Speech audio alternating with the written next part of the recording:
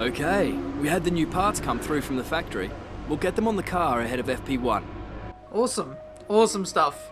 Welcome guys to another video. This is F1 2018 Career Mode episode number 10. We're in double digits now. I feel like I'm the last person in the community to do so, but it's worth the wait, isn't it? Here we are for the British Grand Prix. The two upgrades that went on the car were chassis related. So one for weight reduction and the other for weight redistribution. And if you were a little eagle-eyed there, you would have actually noticed that we got overtaken by Force India at the start of this episode. They've applied some kind of major update and they've jumped us once again. So even though our development has been very rapid, we are still vulnerable if we, I don't know, don't keep up the tempo, don't keep up the momentum, I suppose. But there you can see my stats. One podium, one team joined, 430 laps driven, 2,500 kilometers. A lot of racing has been done, but we are ready to start Friday practice. This is session number 2, actually. We just made a change to downforce in the hopes of making it a little bit more stable. Going through turn 1 for qualifying pace. We've oversteered and we're into the barrier. Are you okay? That was a big one. Confirm you're okay, please. No, that is not the one, Chief. First flying lap in anger. We did a couple of laps in practice 1, but I wasn't really pushing to the limits. This is our first flying lap, and that is us straight in the wall. Terminal damage. And actually the first time I've done that all season. Then you have damage. Off. Anyway, yeah, not the way I wanted to head into qualifying. There's actually a few doubts in the setup, and I don't actually have the pace either, so that is a little bit worrying. It's time once again then for qualifying here at Silverstone on what we're hoping will be a tight contest for pole position. So here we are for qualifying then. Like I said, I was not only struggling for stability, I was also struggling for pace a little bit over the course of Friday practice. I did pass a couple of the practice programs, so that was alright, but yeah, I was just constantly having to make changes, and I had to compromise on the suspension geometry a little bit, just to make it a little bit more stable. It's not completely fine, like the car is still a little bit sketchy on the exit of turn 1, so we have to be careful with how we chuck the car into turn 1.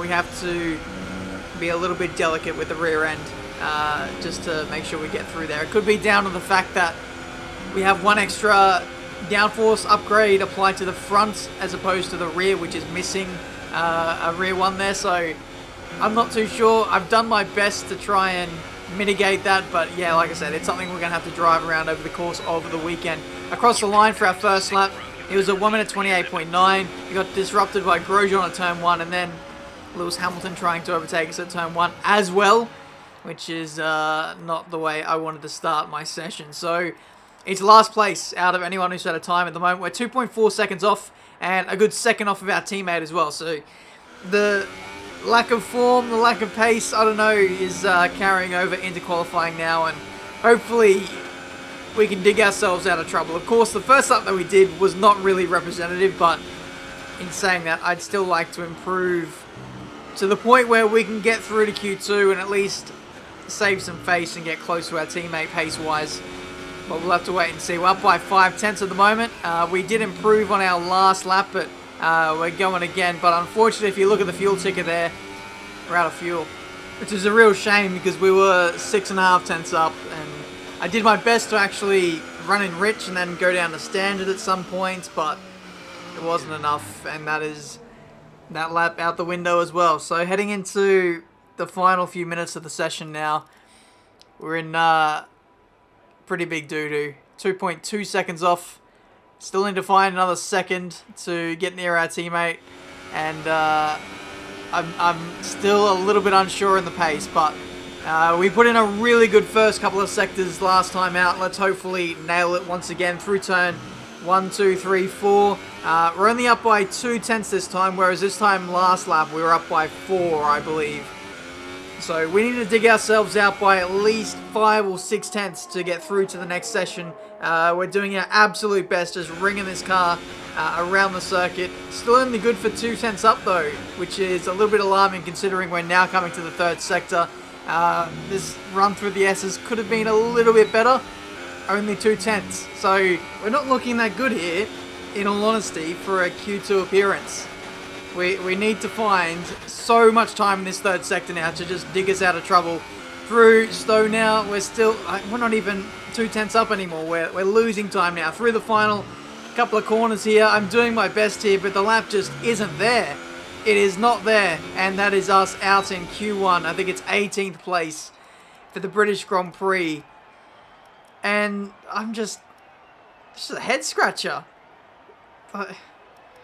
Pace was not there, which is interesting. I can't even bring up my good sectors of that lap that I had to abort, so it's hard to know what the theoretical best could have been there for us, but I'd imagine if I finished that lap where I ran out of fuel, I think that might have been good enough, but it's not the case. So it's out in Q1. We have rain for the race, and given my setup woes, I'm actually quite happy that it's raining, because it might mean that it'll shake up the balance of things, hopefully.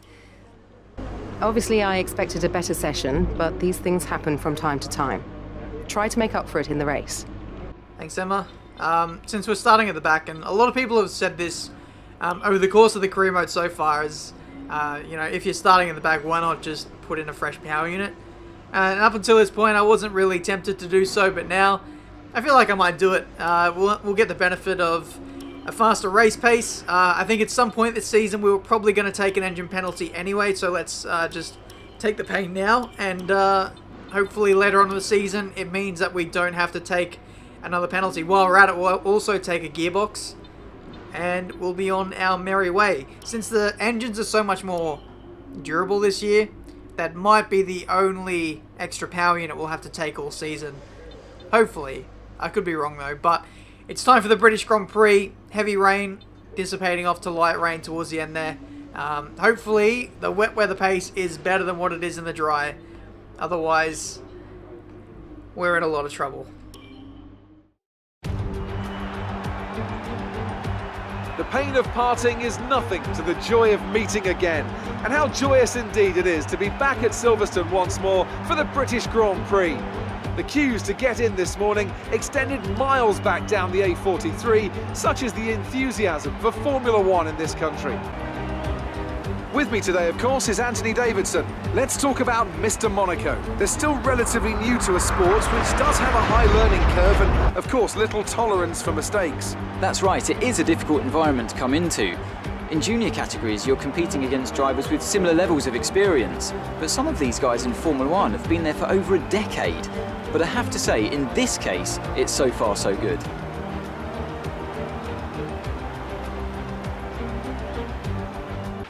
Keep your eyes open on the run to turn 1 and keep it clean. We want to come out in one piece. Good luck. Thanks, Jeff. Here we are on the grid of Silverstone, the home of Formula One, and we're in last place. I have no expectations for this race, in all honesty. I fully expect my car to be completely unstable in this Grand Prix. If it's bad in the dry, I expect that it's going to be bad in the race.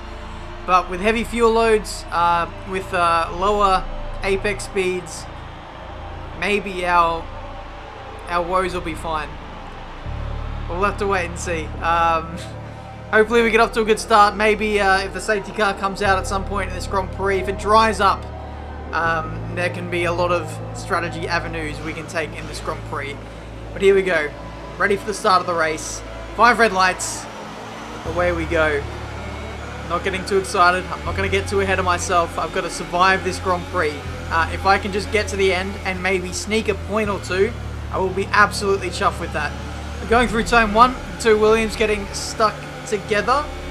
The mist is very blinding as you go through this first lap. Let's see if we can get the inside of Hartley here. Around the outside, Van Dorn pretty much parking it on the apex there behind everyone in the midfield, just taking it very cautiously. It's very difficult to see where you're going. Case in point right there. Just could not even spot the apex of turn 5 there. And that is us up in a P16. To be fair, I would have got past Van Dorn there, but it would have waited till the straight. So Yeah, apologies about that. I just had no idea where I was going. The mist was pretty bad at that point. So yeah, the potential of crashing in this Grand Prix is very, very high. We just need to make sure that we don't get too close to the cars ahead, and we should be okay. So speaking of, don't want to be getting any closer than that to Pierre Gasly up the inside here into Brooklands here. There's actually a bit of touching of the tyres there, and Gasly holds on. So although my mentality as I'm commentating this is actually to survive, it seems like initially when I was driving this I wanted to get through the pack because it seems like the stability of the car is fairly okay as we almost spear into the side of Gasly there. It's still P16, and the pace is a little bit worrying, to be honest, considering that everyone's still in traffic, getting held up by each other. We're kind of falling off the back of Gasly and then rejoining onto the back of him again. I don't know. It's just a case of trying to find my rhythm, find my pace, learn what the limits of the car is, and just going on our merry way from there. That's us at the inside of Gasly there.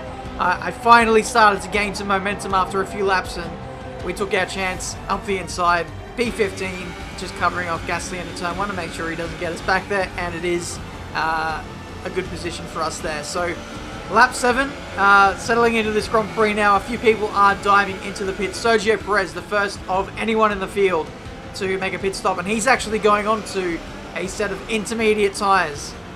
So it seems that the rain is lightening up a lot earlier than what everyone was anticipating. It was looking like it was going to go to light rain towards the end of the race, but only after 8 laps we're switching on to intermediate tyres, so we'll probably be responding very, very soon. Next up is Ocon. Can we go for a dive up the inside into Brooklands again? It closes the door on us, and it's an illegal overtake. So, I mean, fair enough. We'll see if we can get him back on the run into Cops, the old turn 1. We got a strategy change. Jeff wants us to change onto intermediate tyres at the end of this lap, and we will do so. The only problem is Charles Leclerc is in front of us, and he'll have preference when it comes to pit stops. So if he dives in, we're going to have to do the double stack, and that's not going to be ideal. So if Charles pulls in, we're going to stay out, so we're going to do the opposite, and he dives in for intermediate tyres. So yeah, the benefit of being on the right tyre is not worth the double stack at the moment. I mean, the wets should be good enough for another lap, so yeah, we'll stick it out for the moment. We're in a bit of traffic at the moment. Both the Toro Rossos looking to have a go at us as we head into turn 1. This is Gasly up the inside. I have to turn across him. There was a slight, very, very slight overlap, but I had to turn in for the corner. I really did not want to give up this position and lose time, because we're racing all the people who've just switched onto intermediate tyres, and we just about get away with that. Not only myself, but Gasly as well, despite contact at such high speed in wet conditions. But lap 9 now, we are diving in at the end of this lap. We've actually caught up to Alonso, so we have a brief bout of clean air, and we're able to flex the muscles a little bit when it comes to car pace. So as the race went on, the pace just got better and better. Maybe we were just looking after our tyres quite well, I'm not entirely sure, but everyone's in. Raikkonen, who has already made his stop, had just rejoined behind us, which is insane considering the pit stop time around Silverstone. This is, I think, the slowest place in terms of getting a pit stop. It takes like the best part of 30 seconds. Max Verstappen is out of the Grand Prix, and he was actually leading. He was leading this race.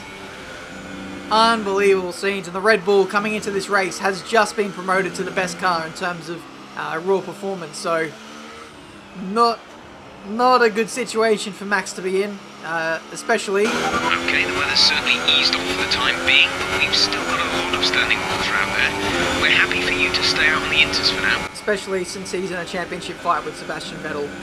So yeah, in terms of the weather now, it looks like the rain will be dissipating. He's saying it's still heavy rain, but everyone's on intermediate tyres, so that is fairly interesting. This is Charles Leclerc on the back of Esteban Ocon. He's trying to put the pressure on. He's been following him for the best part of like 5 or 6 laps, and he gets close on the straights, but he can't do anything about it. So he just continues to get held up and loses time. And we've been slowly creeping towards him over the last few laps while trying to save a little bit of fuel. We're actually a little bit marginal on that because it was a raining race. So I didn't really put much fuel in. I thought it would be fine, but now we're getting to a stage where we really have to run lean in a lot of the technical sections of this British Grand Prix circuit. 6 laps to go. A lot of people have dived in for a second stop onto intermediate tyres. The radar's showing a clear patch on its way. There's about 10 more minutes of this rain. Inters seem like the fastest tyre for now. And after checking the status of my own tyres, they were only at like 20 to 30%, which is really nothing in terms of tyre wear. So the AI playing it very cautious, maybe too cautious, considering how long it takes to make a pit stop around here. And so I'm just going to YOLO it to the end. I'm going to stay out on my intermediate tyres. I'm going to be quite vulnerable to everyone else who has made a second stop. They're going to be a lot faster here. Here goes Grosjean around the outside into Stowe. We cover the inside. We should be fine. And we are. So just about holding on to P6 at the moment. The one thing that we do have in our favour was the fact that the battery deployment in the rain wasn't that harsh. And we were able to use hot lap all around the lap. And the battery was just about fine. Here goes Grosjean into the S's.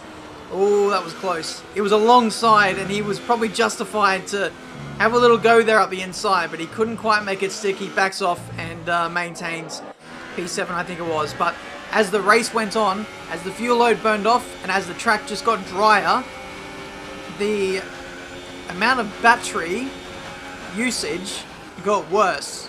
Early on, I could afford to run with hot lap all around the lap, and it would have been fine. But one thing I didn't realize until about 2 or 3 laps ago is my hot lap was draining my battery. And it got to a point where it was nearly empty on one of the straights, and I just responded in time to save it.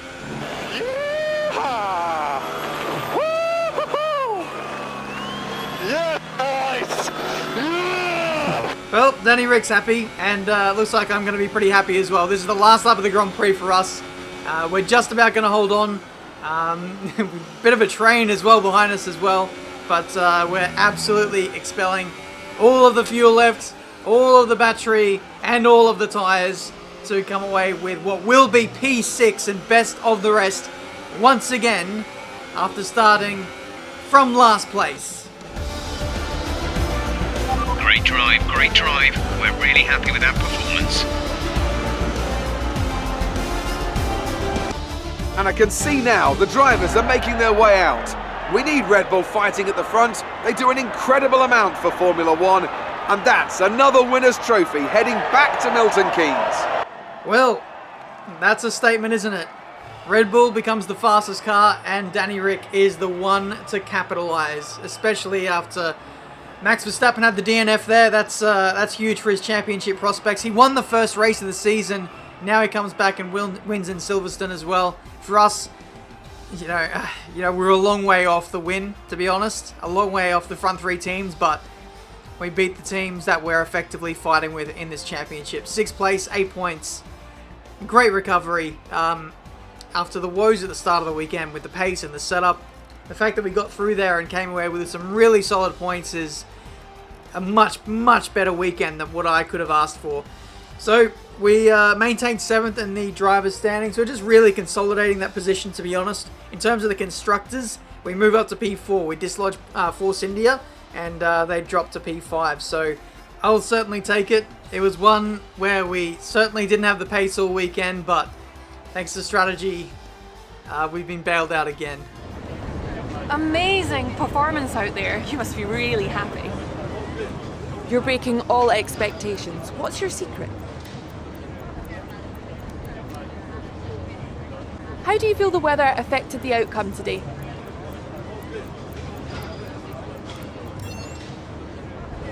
Great. Well, that's everything. And that, I believe, is the end of this episode. Thank you guys so much for watching. If you enjoyed, make sure you leave a like, subscribe to the channel if you're new to see plenty more F1 2018 content. If I haven't mentioned it already, we made Sergio Perez our rival. I thought it was only fitting. The first rival we chose was pretty conservative. I think it was Sergei Sorokin. We've now chosen Sergio Perez in the Force India. Like I said, the Force India is actually faster than the Sauber again. So if that keeps up, we could have a pretty good rivalry between the two teams, but I'd imagine that over the long-term period of the season, I'd imagine that we're probably going to stretch our legs. So as long as I can get some results over him early, we should be fine. But we're coming up to another contract renewal. We might get that in the next episode or the episode after. I'm going to be very, very selfish with my demands. I'm going to be asking for even more resource points. I'm going to be going for more simultaneous development, and I could probably go to like level 2 or 3 on the pit stop efficiency.